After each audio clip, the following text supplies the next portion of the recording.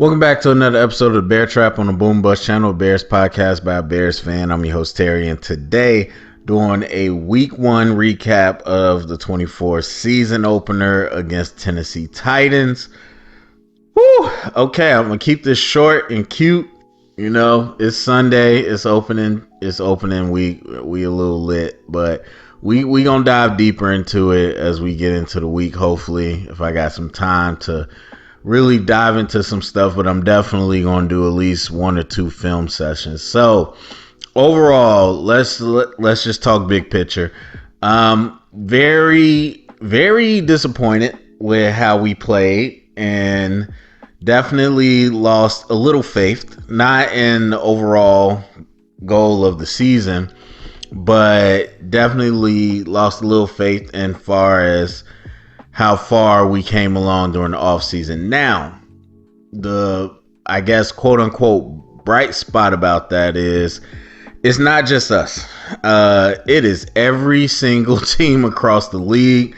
Thursday night, Friday night, obviously those were primetime games. Everybody got to see sloppy football.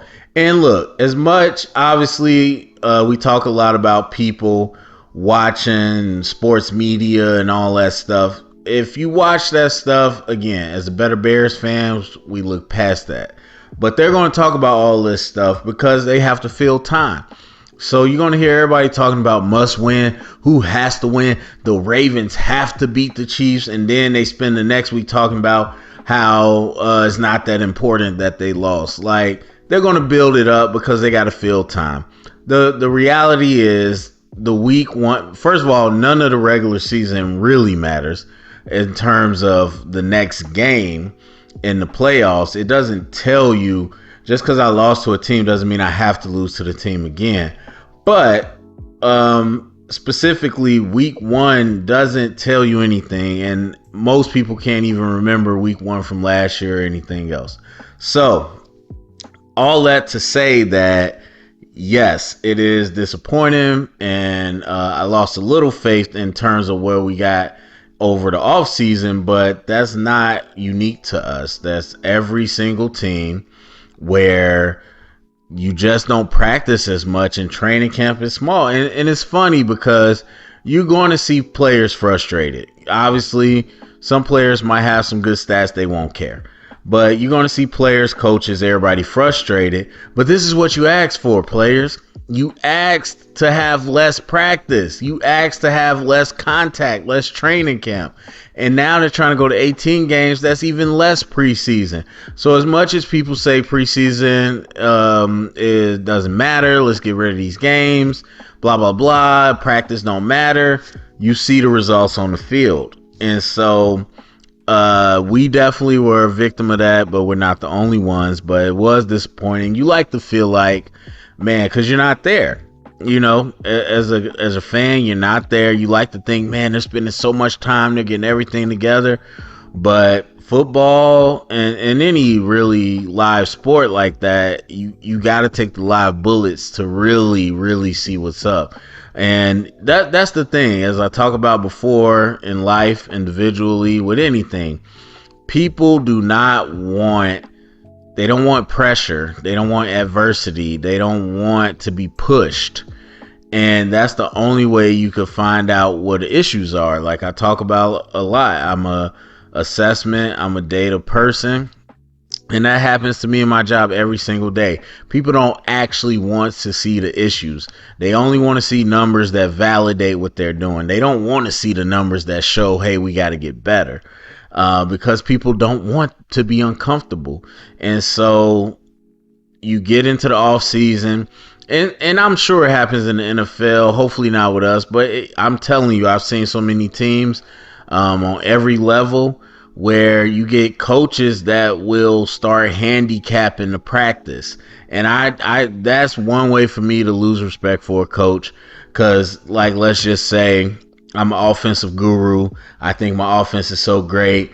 Defenses beat me in practice. Stop touching my court. No, I want you to rush up field for 1 yard and stop. Let him throw. Let him complete the pass. Defense, do not knock down the ball. And then it works, and then they over here celebrating. Like, are you serious?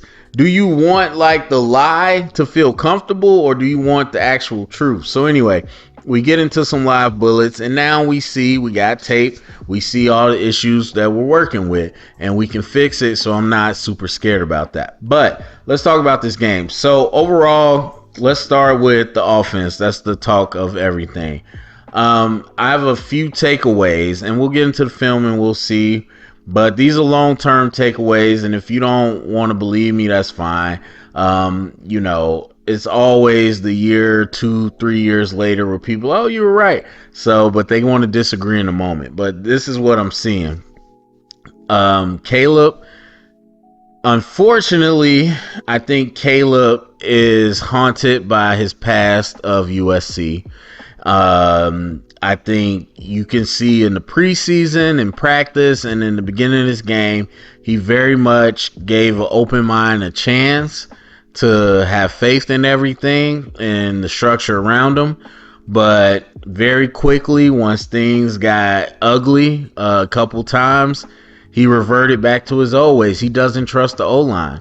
And I don't think the whole O-line is bad. Tevin Jenkins, I still think, is a great guard. He got beat a few times standing flat-footed, and that's typical of a power guy. That happens to a lot of guys. But he got beat, but then the center just got beat really bad. I don't know what else to say. Like, I'm never one to really be like bench somebody, but he looked completely overmatched. Now, the thing is, you're going to hear a lot about the interior offensive line. You're going to hear it from the radio, from national. You're going to hear everybody. You have to remember, the Titans aren't no punks. And so I was texting with my friend, my draft friend, who was down on Tavontre Sweat. And I told y'all during the draft process, if those who listen, I thought he easily could be a first-round pick.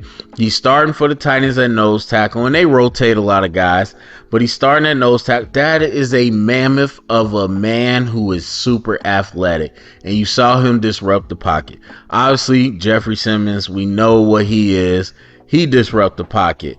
And then you got some other guys, some big guys that can move. And so really, I think Shelton, I believe, I honestly don't remember his name. I just believe this is one of the worst possible matchups he could have had. Because with, you know the Aaron Donalds who's not here anymore, but you know the Chris Jones, you know the guys. But when you got a group of guys that can give you trouble, that's more scary, because you could double, triple team Chris Jones. You're not going to get completely whooped by a lot of the guys on the Chiefs. But the Titans got some dudes. They got strength, and they got power, and they got speed. And so I think the center just was overwhelmed. He got whooped on the quick swim. So did Jenkins. He got whooped on power. And look, as I said before, and I say all the time, it's a game of inches and seconds. So it's not a debate. It's scientific. The quickest way to the quarterback is up the middle. That's what a quarterback is. So when you get a situation where you play action and you get quick pressure off the defensive tackle over the center, there's not much you can do. And so if you play Madden, you know that too, man. That's almost a guaranteed sack. Every time you beat somebody on a play action over the center or the guard, it is going to happen. So that's something to look at. We'll see what they do to address that going forward. Again, I don't think the offensive line was bad as a unit, but I do think we definitely have some things to clean up as far as communication. All right. Caleb obviously did not have a huge game. And I'll say this because I'm not going to spend too much time. What I feel like, and I'll get to the film and we'll see next week and week after to really solidify it, but I feel like the offense is too cute. That's the simplest way I could say it.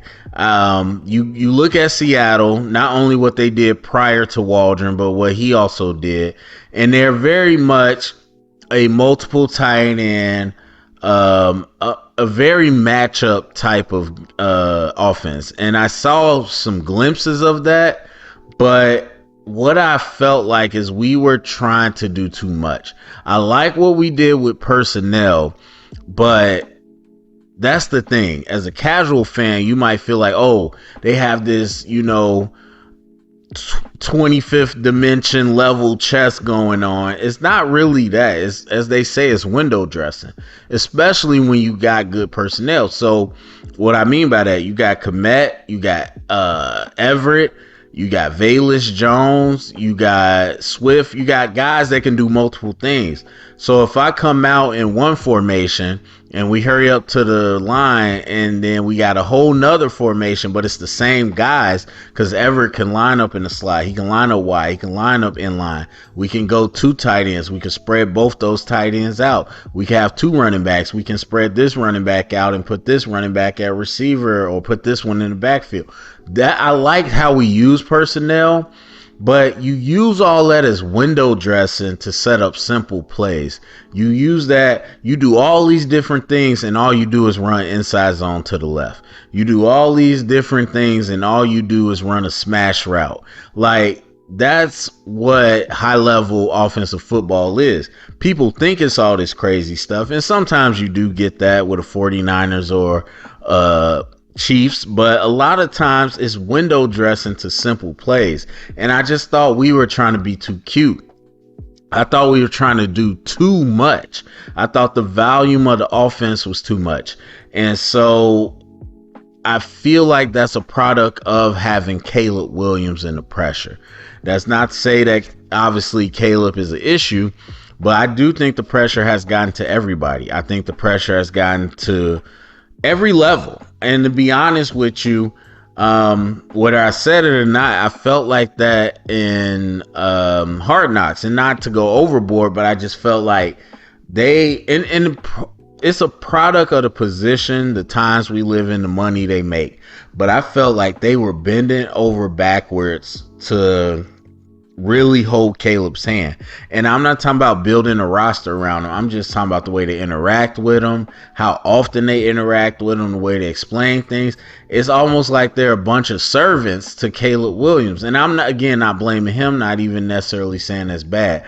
But what I'm saying is they are so cautious to make this work. And I know Caleb, like any other big time player that talks lofty expectations, he has a lot of pressure on himself to make it work that he puts on himself, but the external pressure is there too. And I just feel like watching this offense, it was like, let's do everything tippy-toe perfect to make Caleb look good.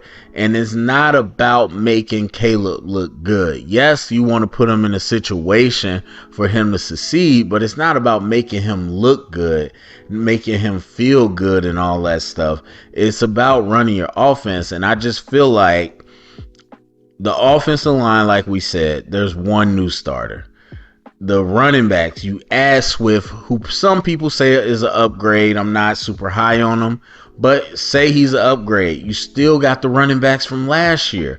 And so for us to be as effective as we were last year in running the ball, for us to bring in the Seattle concepts, we really got away from intentional running the ball.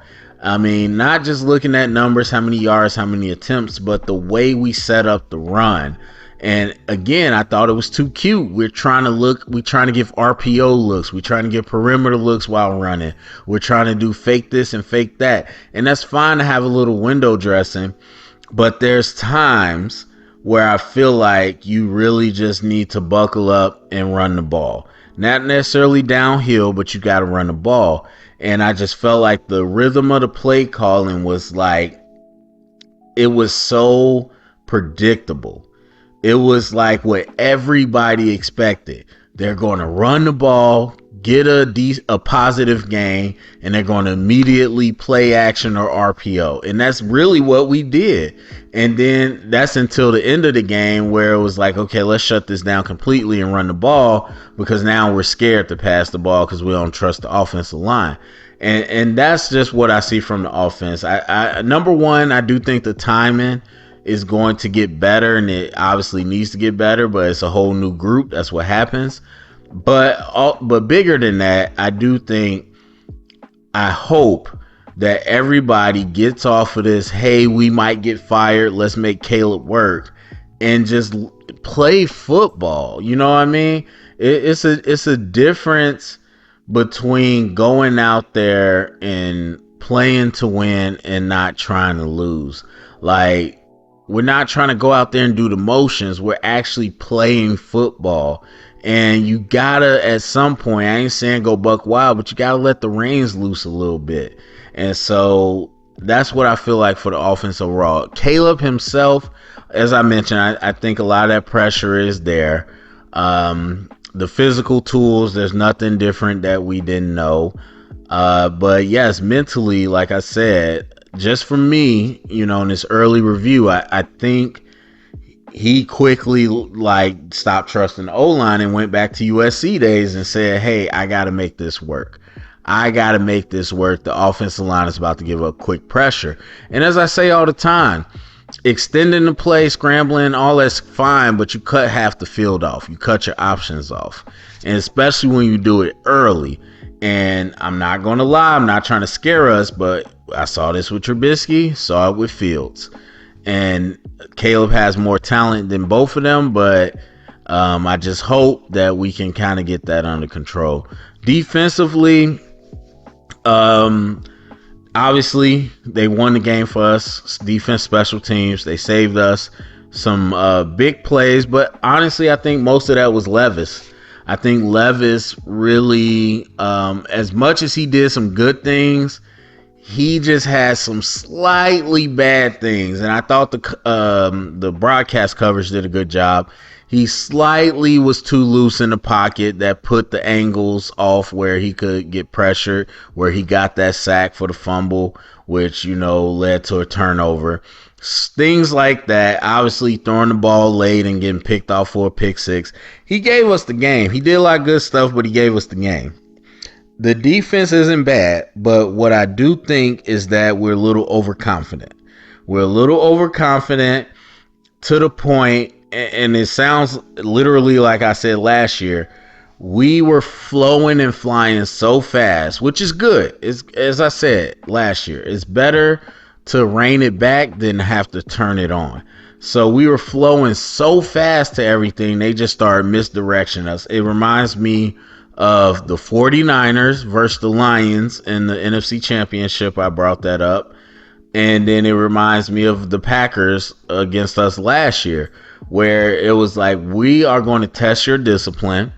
We're going to misdirection. We're going to get you fast flowing one way and kill you back the other way, especially to the perimeter. And they did. They did for the most part, but their passing game, their offensive line is trying to gel just like ours.